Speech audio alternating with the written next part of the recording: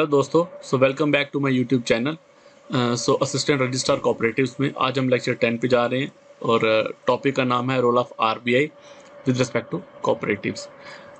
इसका जो पीडीएफ है वो आपको मेरे टेलीग्राम चैनल पे मिल जाएगा @MyBeastLife। आप उसको जाके ज्वाइन कर सकते हैं और वहाँ पे पीडीएफ अवेलेबल होगा। So guys, before I will move on, मैं यहाँ पे कुछ चीज़ें आपको क्लियर करना चाहता हूँ। एक तो ये चीज़, बड़े बच्चों ने ये पूछा सवाल कि सर क्या ये इनफ रहेंगे जो हम जॉब पढ़ा रहे हैं। So guys, these are enough. आपको एक बेसिक अंडरस्टैंडिंग होनी चाहिए ना सब्जेक्ट्स की, आपने इसमें पीएचडी नहीं करनी है। सो बेसिक अंडरस्टैंडिंग के लिए जो मैं आपको पढ़ा रहा हूँ, this is more than enough, provided आप एमसीक्यूज़ को जितना हो सके आप उनको सॉल्व करें, एमसीक्यूज़ को जितना हो सके सॉल्व करें। ठीक है, बेसिक अंडरस्टैंडिंग होनी चाहिए आपको एक चीज़ की। क्रोनोलॉजी आपको पता होना चाहिए कि कोऑपरेटिव्स की डेवलपमेंट हमारे इंडिया में कैसे हुई।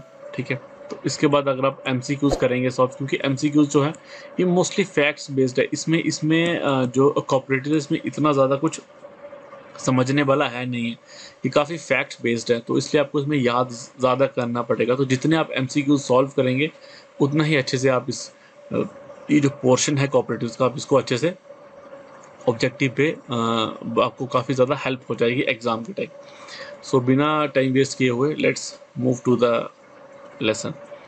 Role of RBI with respect to cooperatives.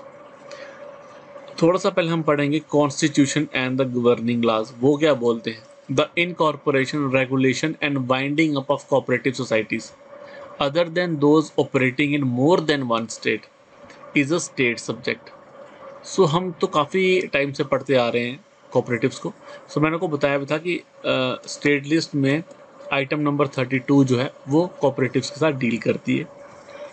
उसकी इनकॉर्पोरेशन मतलब रजिस्ट्रेशन कैसे होगी, उसको रेगुलेट कैसे करना है और उसकी वाइंडिंग अप कैसे होगी, ये सारा कुछ आता है स्टेट सब्जेक्ट में। अगर आपकी कोऑपरेटिव एक ही स्टेट में है, अगर वो एक से ज़्यादा स्टेट में है, okay, then it goes to the central. उसकी पावर जो है वो सेंट्रल, जो हमारी यूनियन गवर्नमेंट होती है उसके पास जाती है। तो पहले हम बात करते हैं, अगर वो सिंगल स्टेट में है, is governed by the state laws on cooperative society. State को फुल आज़ादी है, वो अपने लॉ खुद बना सकती है। In case the cooperatives with objects not confined to one state, their incorporation, their regulation and their winding up fall in the central domain and are governed by Multi-State Cooperative Societies Act 2002।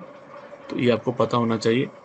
ठीक है, as the vast majority of cooperatives are operating only in one state, the state government and the registrar, जो अपने बनने जा रहे हो registrar of cooperative societies appointed by the state, are the main regulatory authorities for the cooperative societies. तो अगर आपको बोला जाए कि रजिस्ट्रार जो होता है उसका काम बेसिकली क्या होता है, तो वो रेगुलेशन करता है। रजिस्ट्रेशन कैसे होगी, रेगुलेट और उसकी बाइंडिंग अप, ये सारा कुछ जो देखता है वो एक रजिस्ट्रार ऑफ कोऑपरेटिव सोसाइटी देखती है। बैंकिंग कोऑपरेटिव की अगर हम बात करें, when cooperative societies engage in banking business, क्योंकि यहाँ पे हम बात कर रहे हैं दोस्तों आरबीआई की, तो हमें बैंकिंग वाला एंगल भी समझना पड़ेगा। अगर कोई कोऑपरेटिव बैंकिंग के बिजनेस में आती है, in addition to the regulatory laws applicable to cooperative societies, वो देखो, जब पहले तो वो एक सोसाइटी बनेगी तो उस पर लॉज लगेंगे सोसाइटी वाले, और अगर वो एंगेज होती है बिजनेस में, बैंकिंग एक्टिविटीज़ में, the central laws governing banking are attracted. जो सेंट्रल लॉज हैं बैंकिंग के गवर्निंग पे, वो उसके ऊपर लग जाएंगे। 10 क्या उस पर ऊपर लगेगा? 10 banking regulation act 1949 has been made applicable to cooperative banks. Cooperative society act वो तो लगेगा ही लगेगा, उस पर बैंकिंग रेगुलेशन एक्ट भी लगना शुरू हो जाएगा। डिस्टिंक्शन कर लो यहाँ पे। ओके, पहली बात यहाँ पे है स्टेट और सेंटर। अगर वो सिर्फ स्टेट में होती है कोऑपरेटिव तो स्टेट के लॉज, अगर एक से ज़्यादा स्टेट में होती है तो सेंटर के लॉज। अगर सिंपल कोऑपरेटिव है तो कोऑपरेटिव सोसाइटीज एक्ट चलेगा, और अगर वो बैंकिंग में इन्वॉल्व है तो बैंकिंग रेगुलेशन एक्ट 1949 भी एप्लीकेबल हो जाएगा। अब देखो, banking related functions which should be under the domain of RBI. Basically दोस्तों हमने यहाँ पे पढ़ना है आरबीआई की रोल क्या है। तो हमें थोड़ा डिस्टिंक्शन होनी चाहिए आरबीआई के रोल में और जो सोसाइटी एक्ट है उसके रोल में, कि बेसिकली वो कोऑपरेटिव जो बैंकिंग में डील करती है उसके ऊपर कैसे आरबीआई काम करती है। ओके, सो यहाँ पे है banking related functions which should be under the domain of RBI और cooperative functions which should be under the domain of registrar of cooperative society for concern state. यहाँ पे देखो पहला point, issues related to interest rates, loans, policies, investments, prudential exposure norms, forms of financial statement, reserve requirement और एप्रोरिएशन of profits and extras, ये सारा कुछ RBI के under होगा उस सोसाइटी का। रजिस्ट्रेशन ऑफ कोऑपरेटिव सोसाइटी जो है वो कैसे रजिस्टर होगी, ये सारा कुछ कौन देखेगा, आपका रजिस्ट्रार देखेगा। सेकंड है ब्रांच लाइसेंसिंग और एरिया ऑफ ऑपरेशन, ये डिसाइड करेगा उसका आरबीआई। अप्रूवल एंड अमेंड बाईलाज, उसके अपने जो लॉज होंगे और बाईलाज होंगे वो कौन अप्रूव करेगा, रजिस्ट्रार कोऑपरेटिव को जो होगा। Acquisition of assets incidental to carrying on banking functions और elections to the managing committees, यहाँ पे क्या लिखा हुआ है कि जितने भी वो असेट्स उनके पास आएंगे on the basis of loan या अदर थिंग, वो सारे के सारे रेगुलेट कौन करेगा, आरबीआई। लेकिन जो इलेक्शंस होंगी उसके अंदर वो कौन करेगा, वो स्टेट का जो रजिस्ट्रार ऑफ कोऑपरेटिव सोसाइटी जो एक्ट है वही रेगुलेट करेगा। Policies regarding remission of debts, अगर हमें डेब को किसी को रिमूव करना है तो वो जो फैसला है वो आरबीआई लेगा, नॉट के कोऑपरेटिव सोसाइटी जो एक्ट है उसके अंडर उसको यहाँ स्टेट जो है वो ले सकती, स्टेट नहीं ले सकती, वो आरबीआई ही डिसीजन लेगा। प्रोटेक्शन ऑफ मेंबर राइट्स, वो कौन ध्यान रखेगा, आपका कंसर्न जो स्टेट होगा। ऑडिट आरबीआई के अंडर आता है। Change of management and appointment of CEO वो भी आरबीआई देखेगा। अपॉइंटमेंट ऑफ एडमिनिस्ट्रेशन वो भी आरबीआई देखेगा। और any other banking related functions to be notified by the RBI from time to time. देखो अपॉइंटमेंट ऑफ एडमिनिस्ट्रेशन, यहाँ पे आप देखते हो जो कि कोऑपरेटिव बैंक्स के इतनी रिक्रूटमेंट्स आते हैं वो सारी आरबीआई देखता है। Okay, super session of management committee for violation of item number 1 and 4। सो इसका काम सिर्फ इतना ही है, रजिस्ट्रेशन है, अप्रूवल है कोई लॉज वगैरह के या उसके मेंबर के जो राइट्स हैं उनको प्रोटेक्ट करना, सिर्फ यही काम रह जाता है।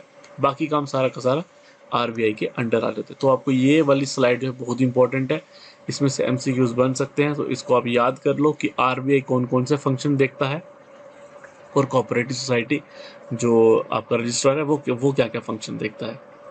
Okay, so moving on to next slides. Duality of control, conflict of laws. अब एक चीज़ को यहाँ पे हम समझते हैं। देखो एक साइड ये आपकी है सोसाइटी, एक साइड आरबीआई है और दूसरी साइड जो है वो स्टेट है। सो इसका अपना एक्ट है, इसका भी अपना एक्ट है, तो कहीं ना कहीं ये कॉन्फ्लिक्ट आ जाती है।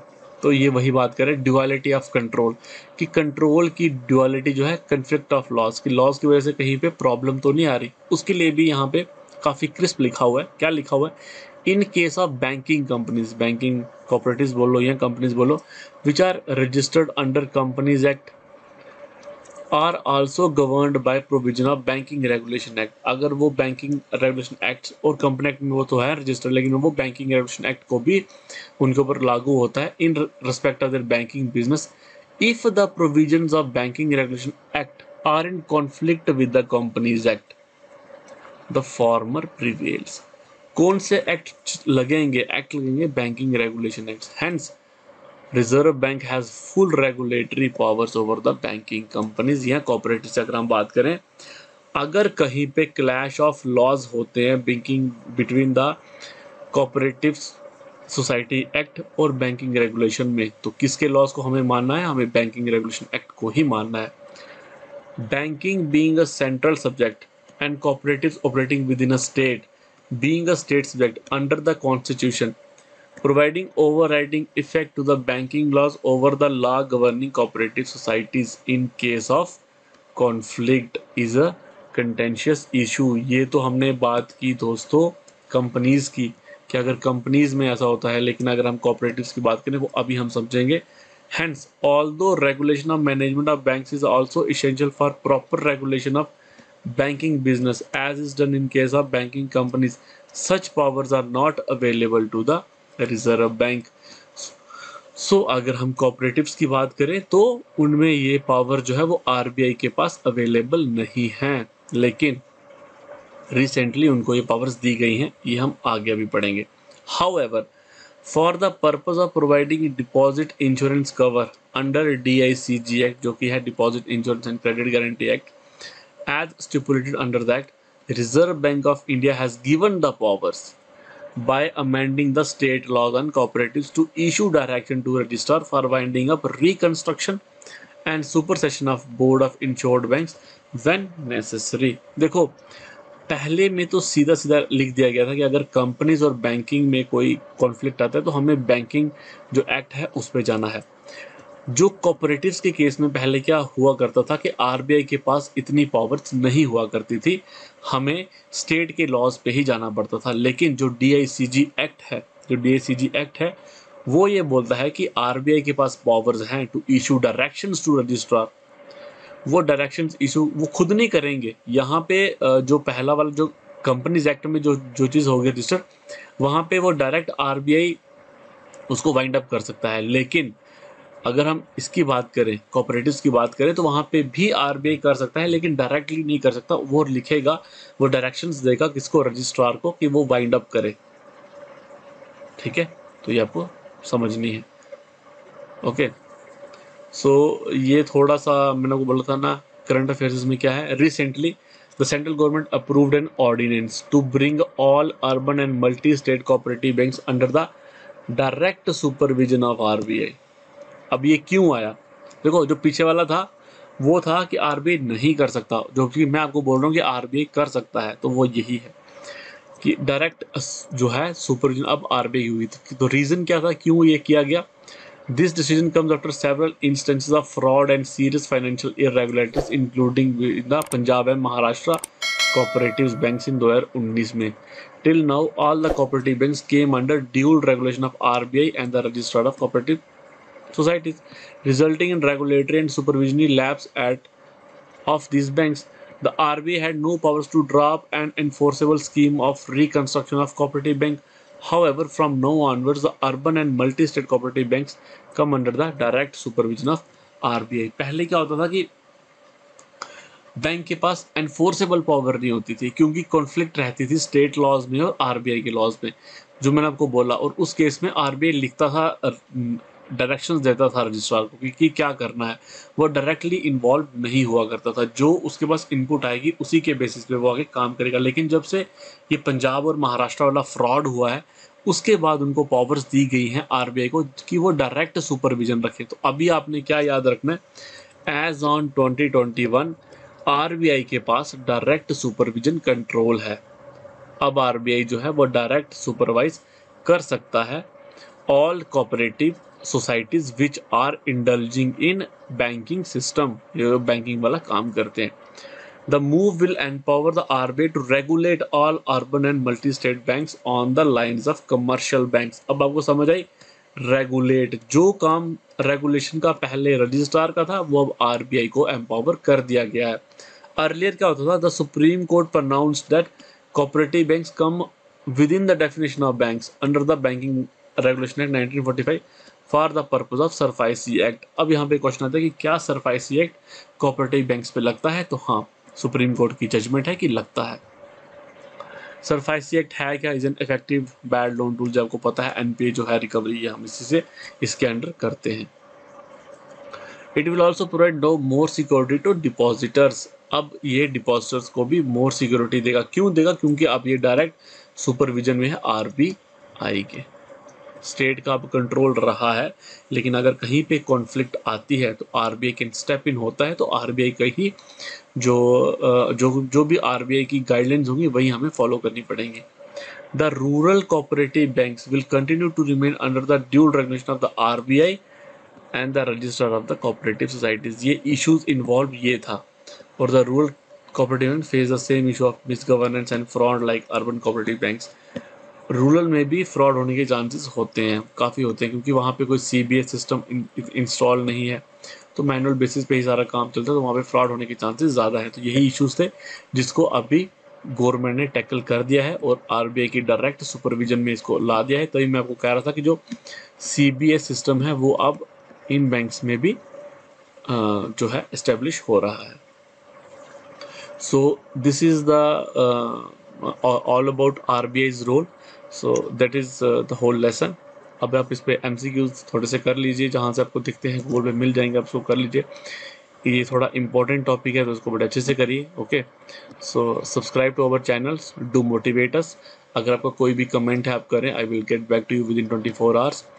और जो अगर आप इसकी पीडीएफ चाहिए तो हमारे टेलीग्राम चैनल को ज्वाइन करें, सब्सक्राइब करें हमारे चैनल को और मोटिवेट करें हमें। Thank you so much. You color my life, you break the line, I'm falling for you.